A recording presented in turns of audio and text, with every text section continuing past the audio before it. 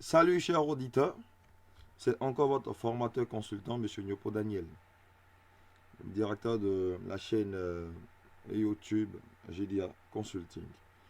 N'oubliez pas de toujours vous abonner, voilà pour vous qui n'êtes pas encore abonné. Et voilà, ça va vous permettre de pouvoir recevoir des notifications concernant les nouvelles vidéos que nous mettons en ligne. Aujourd'hui, je vais vous présenter le plan à adopter dans la rédaction du business plan. Voilà. Ou quel plan adopter dans la rédaction de votre business plan. Déjà, il faut dire que le business plan, c'est quoi? Il signifie plan d'affaires. En fait, c'est un document écrit qui matérialise un projet de création de valeur ou de création de richesse. Il existe deux types de projets. Voilà, les projets à but lucratif ou encore projets de création de valeur ou de richesse. Et aussi les projets à but non lucratif ou projets sociaux. On ne rédigera un business plan que dans le cas d'un projet, je dirais à but lucratif ou un projet de création de valeur ou de richesse. Voilà. Le business plan, il est vraiment utile pour le porteur du projet, aussi pour les collaborateurs avec qui le porteur du projet aimerait traiter, et aussi pour les futurs partenaires, à savoir les banques. Parce que je peux avoir un projet, et puis bon, les fonds dont je dispose, c'est-à-dire les fonds propres, ne sont pas suffisants pour financer le projet. Je serai obligé de solliciter une aide financière. Donc, je peux aller voir une banque et puis bon, demander un prêt. Mais vous savez, si vous demandez un prêt à la banque va vous demander forcément, je dirais, un business plan. Va vous demander de rédiger un business plan. Ça fait partie des dossiers à fournir. Voilà, lorsque vous demandez un prêt. Donc, ils vont demander de rédiger un business plan. Et donc, dans la rédaction du business plan, quel plan il va falloir adopter? Quel plan? Voilà, le plan que je vais vous présenter dans cette vidéo n'est pas un plan passe-partout. Voilà, il y a tellement de plans.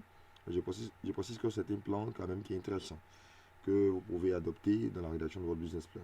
Voilà. Ok. Rapidement, je vous présente le plan. Ok, donc le plan du business plan est structuré de la manière suivante. On a tout d'abord une page de couverture. En fait, c'est un document. Voilà, c'est un document. Donc, pour tout bon document, il y a quand même une page de couverture. Donc, à vous de pouvoir, je dirais, faire une page de couverture. Voilà. Vous faites la page de couverture, c'est important, avec toutes les mises en forme possibles, pour que ça soit beau quand même à voir. Juste après la page de couverture, on a une table des matières. La table des matières, on peut considérer aussi que c'est le sommet. La table des matières reprend tous les éléments constitutifs de votre document, à savoir du business plan. Voilà. Après la table des matières vient l'exécutif summary ou résumé opérationnel. Voilà, au fait, c'est le résumé de votre business plan. Je précise que le résumé ne se rédige qu'après avoir achevé de rédiger même le business plan. Voilà, parce que c'est quelque part le résumé du document. Et donc, le résumé ne doit tenir que sur 2 pages au maximum. On ne dépasse pas ça. Et voilà. Alors, et dans les résumés, qu'est-ce qu'on retrouve? J'ai mis en parenthèse, vous voyez, j'ai mis en parenthèse ici, activité, marché, chiffres, clés, besoins, voilà. Quand on parle d'activité, il faut faire un récap sur la présentation de votre projet, voilà, l'équipe qui va conduire ce projet, et puis bon, le produit que vous comptez, je dirais, vendre pour le service. Voilà. Le marché, c'est carrément des informations liées à votre étude de marché. Vous faites un récap aussi là-dessus. Les chiffres clés, ce sont des chiffres tels que, du moins, on peut citer par exemple, le résultat net est dégagé par l'activité, il est de combien ou il sera de combien. Le chiffre d'affaires prévisionnel, la trésorerie nette au niveau du budget de trésorerie, l'excédent brut d'exploitation. En fait, ce sont des chiffres clés qu'il faut présenter dans les résumés. Quand c'est comme ça, le banquier voit et puis bon, il est déjà satisfait. Les besoins, c'est pratiquement les moyens dont vous aurez besoin pour réaliser votre projet. En termes d'équipement, je dirais de personnel, et puis bon, d'argent. Voilà. Ok, juste après le résumé vient le grand 1. Grand 1, société. Dans certaines, du moins, dans certains business plans, vous verrez à la part de société, présentation du projet. C'est pratiquement la même chose. Et donc, dans le grand 1, vous devez présenter votre projet. Voilà. Donc, cela est subdivisé en deux. Il y a le petit 1 structure, petit 2 équipe. Donc, petit 1 structure, voilà, vous faites un peu la genèse de l'idée. Comment est-ce que l'idée est née? Voilà. Comment est-ce que l'idée est née? Et c'est quel projet au juste? Voilà. Quel projet, le projet que vous voulez mettre en place, c'est pour faire quoi? Donc, il faut pouvoir présenter votre projet. Ça va? Vous présentez votre projet au niveau de la structure. Et dans le petit 2, c'est l'équipe. C'est l'équipe, au fait, l'équipe, c'est l'équipe dirigeante. L'équipe qui va conduire, au fait, le projet. Quelque part dans l'équipe, on retrouve le porteur du projet. Au fait, celui qui a eu l'idée, le porteur du projet. Donc, et puis, c'est les associés. Parce qu'il peut ne pas forcément être seul. Il peut vouloir travailler avec, je dirais, des associés. Donc, vous présentez cette équipe-là. Voilà, vous donnez leur nom, puis leur parcours professionnel, je dirais les expériences professionnelles, les diplômes qu'ils ont eu, ainsi de suite. C'est important parce que la partie de présentation de l'équipe dirigeante est beaucoup, je dirais, on met plus l'accent là-dessus. Les banquiers mettent plus l'accent dessus parce que souvent il y a des phasages entre la personnalité de l'équipe dirigeante et du projet lui-même. Voilà, donc il faut pouvoir rédiger bien cette partie-là et puis taper là-dessus pour ne pas que ça vous porte préjudice. Dans le grand 2, je dirais, là où présentez, où décrivez votre produit, ou les produits que vous comptez vendre, donc les services, c'est important. Donc, quelles sont les caractéristiques? Qu'est-ce qui caractérise votre produit? Voilà, qu'est-ce qui caractérise votre produit? Quels sont les avantages de votre produit? Quels sont les services complémentaires, ainsi de suite? Voilà, quelle est la marque, la forme, l'emballage, ainsi de suite. Il y a tellement de choses que vous devez présenter dans le grand 2. Au fait, simplement, il faut retenir que c'est votre produit que vous présentez. Voilà, vous pouvez mettre même des images là-bas, des images de votre produit. Et quand c'est comme ça, c'est important. Donc, présentez très très bien votre produit. Voilà. Ok, juste après la présentation du produit, on passe au grand 3. Le grand 3, c'est l'étude de marché. On ne peut jamais, je dirais, faire un business plan sans étude de marché, c'est pas possible. Voilà, donc il faut présenter l'étude de marché dans le grand 3. Ok, donc dans le grand 3, vous avez tout d'abord le petit 1 qui parle du marché même et de son environnement. Car le marché sur lequel vous comptez vous implanter, c'est le marché de la boisson, c'est le marché des produits cosmétiques, c'est le marché des produits vivriers. Quel est le marché au juste? Voilà. Ce marché est-il en déclin, voilà, ou en croissance? Voilà. Tout ça, il faut chercher à savoir comment il est organisé, quelles sont les règles qui régissent à ce marché, quelle est la fiscalité. Voilà, tout, il y a tellement de choses. Dans le petit 2, vous devez parler de l'offre encore de la concurrence. N'oubliez pas que euh, votre produit n'est pas nouveau. Votre produit est déjà vendu sur le marché par certaines entreprises. Et donc, il faut pouvoir faire une analyse de la concurrence. Voilà, quels sont les concurrents, ainsi de suite. Voilà, quels sont les produits des concurrents. Il faut faire une analyse de tout ça. Je dirais la partie analyse de la concurrence est très très importante parce que les banquiers mettent l'accent aussi là-dessus. Voilà, parce que n'oubliez pas que quand vous entrez sur un marché, voilà, il y a des personnes qui vont s'attaquer à vous, ce sont les concurrents. Donc, si vous n'arrivez pas à faire face à la concurrence, s'il n'y a pas une bonne étude de la concurrence, je crois que vous allez sortir même du marché très rapidement. Voilà. Dans le petit 3, c'est la demande de la clientèle. Là, vous présentez la clientèle, vous parlez de la clientèle. N'oubliez pas que c'est la clientèle qui va acheter votre produit. Donc, il faut pouvoir parler de la clientèle. Voilà. Comment elle est segmentée, ainsi de suite, ainsi de suite. Voilà. Quels sont, je dirais, euh, les clients qui achètent déjà les différents produits, ainsi de suite. Quelles sont leurs motivations d'achat. Voilà, tout ça, c'est important. Voilà. Euh, ok, juste après avoir présenté l'étude de marché, vous passez au grand 4. Là, vous parlez de votre stratégie. Voilà, quelle est la stratégie que vous comptez mettre en place pour pouvoir faire face à la concurrence? Pour pouvoir, je dirais, vous asseoir sur ce marché. C'est important. C'est important. Et donc, dans la stratégie, la première des choses, c'est de présenter votre avantage concurrentiel. Qu'est-ce qui vous différencie des concurrents? Ou qu'est-ce qui différencie votre produit, votre service de celui des concurrents? C'est important. Voilà, parce que s'il n'y a pas d'avantage concurrentiel, bon, euh, c'est bizarre. C'est bizarre. Donc, vous devez tout d'abord présenter votre avantage concurrentiel. C'est pour cela qu'il est important de bien faire l'analyse de la concurrence. Après cela, vous définissez votre politique de prix. Quel est le prix que vous comptez adopter? Voilà. N'oubliez pas que pour trouver un prix, il faut connaître au fait le coût de revient du produit. Voilà, parce que au coût de revient, vous ajoutez votre marge et peut vous donner votre prix. Mais n'oubliez pas qu'il y a des prix qui sont déjà appliqués sur le marché par les concurrents. Vous alignez sur les mêmes prix, voilà, ou bien euh, un prix supérieur, un prix inférieur. N'oubliez pas qu'un prix trop bas, voilà, fait penser à un produit de mauvaise qualité. Un prix qui est trop élevé aussi, bon, ça va mettre un frein aussi euh, euh, quelque part. Donc, vous pouvez aussi déterminer le prix psychologique. Ok, dans le petit 3, toujours dans le grand cadre, bien sûr, stratégie, vous présentez aussi votre plan d'action commerciale. Voilà, quelles sont les actions commerciales que vous envisagez mettre en place. Donc, quel est le cycle de distribution par lequel vous allez passer pour pouvoir écouler votre produit, c'est important. Voilà, quels sont les différents points de vente que vous comptez multiplier, je dirais, pour vendre rapidement votre produit. Vous allez vendre en ligne, vendre directement, voilà, c'est important. Il y a tout ça.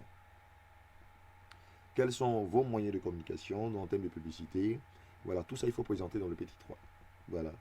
Voilà, vous allez faire des affiches publicitaires, créer une page Facebook, voilà, tout ça, passer à la télévision, ainsi de suite, ainsi de suite. Ok, dans le petit 4, oui, petit 4 ici, vous devez présenter aussi les risques qui sont liés à votre projet. Sachez que il n'y a pas de projet sans risque, il y a forcément des risques. Voilà. Les banquiers ont besoin de voir ces risques, de présenter ces risques, c'est important. Voilà. Et en même temps, envisager les solutions. Quand c'est comme ça, c'est très très bon. Voilà. Pour votre projet, même si votre projet est le meilleur des projets, il y a quand même des risques. Donc vous présentez les risques tout simplement dans le petit 4 et vous envisagez en même temps les solutions. Voilà, quand c'est comme ça, le banquier, je dirais, ne craint pas. Même si demain il y a un risque, voilà, les solutions ont été déjà envisagées.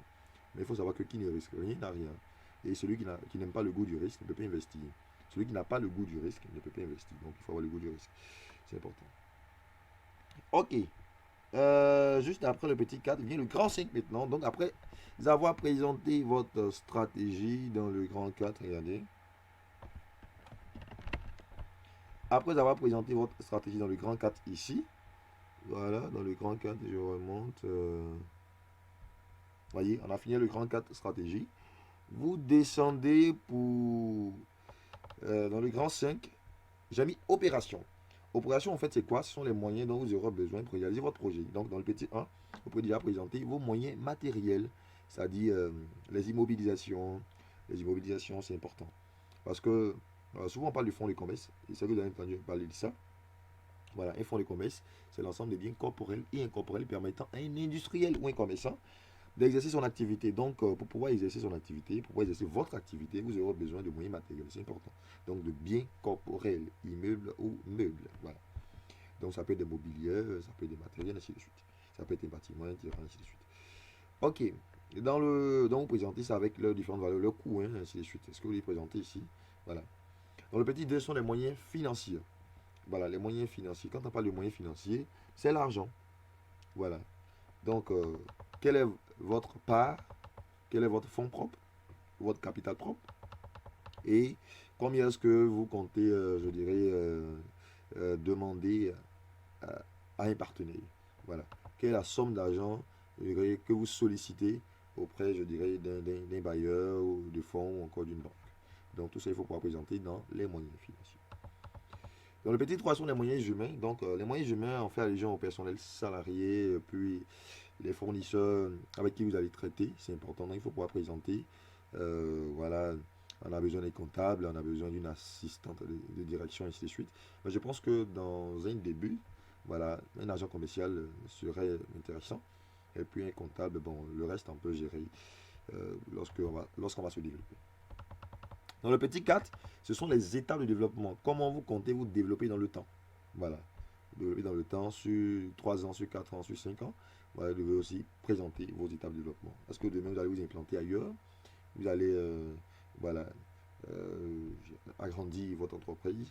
Voilà. Au lieu de vous intéresser seulement à Abidjan, est-ce que vous n'allez pas être parti à l'intérieur? Il y a tout ça. Donc, vous devez présenter tous ces éléments. Ok. Après le grand 5 vient le dernier point, c'est le grand 6, le plan financier. Voilà. Dans le plan de business plan, le tout dernier élément, c'est le plan financier. Le plan financier, c'est carrément des documents financiers au fait. Des chiffres, vous devez présenter des chiffres qui sont liés à votre projet. Donc, dans le petit 1, on a le plan de financement. Le plan de financement. Le plan de financement, c'est un peu quels sont les investissements dont vous avez besoin et comment est-ce que vous comptez financer ces investissements. C'est ce qu'on appelle plan de financement. C'est-à-dire emploi et puis ressources. C'est juste un tableau. Donc, vous pouvez utiliser Excel pour pouvoir faire tous ces tableaux-là. C'est important. Et puis, les insérer ici. Le petit 2, c'est le prévisionnel de vente, encore prévisionnel de chiffre d'affaires. Vous devez faire aussi un tableau, monter un tableau qui présente le prévisionnel de chiffre d'affaires, peut-être dans les différents mois de l'année, ou sur 2 années, sur 3 années, ainsi de suite. Voilà.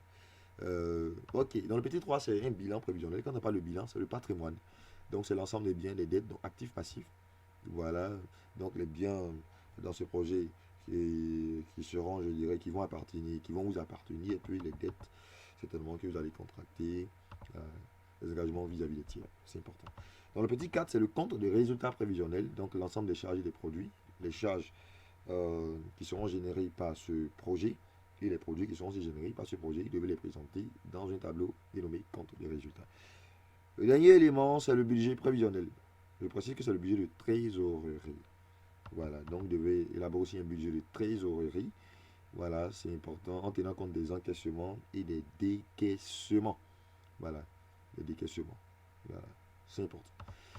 Et dans la dernière partie, comme tout bon document, il y a quand même des annexes. Dans les annexes, vous pouvez mettre votre propre CV, le CV, les CV de vos associés, pour une plaquette commerciale, les statuts de la société qui définissent certainement l'organisation de la société, le fonctionnement de la société, et même un exemplaire du rapport de l'étude de marché.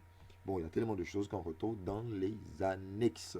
Donc, voici un peu comment se présente la structure du plan du business plan. Ça va, c'est très très important. Voici un peu comment ça se présente. Voilà, donc je réduis. J'ai tellement réduit. Voilà. Donc, voici un peu ce que j'avais voulu vous présenter. Vous voyez. Donc, c'est un peu ça, le plan du business plan. Donc, vous pouvez adopter ce plan-là dans la rédaction de votre business plan. J'espère que vous avez compris. Voilà, donc, je conclue pour dire que ce plan-là, il est subdivisé en deux grandes parties. On a la partie rédactionnelle et la partie financière. Donc, la partie rédactionnelle regroupe le grand 1, le grand 2, le grand 3, le grand 4, le grand 5 et le grand 5. Voilà. Et la partie financière, c'est le grand 6. Voilà. Donc, je reprends. La partie rédactionnelle, c'est le grand 1.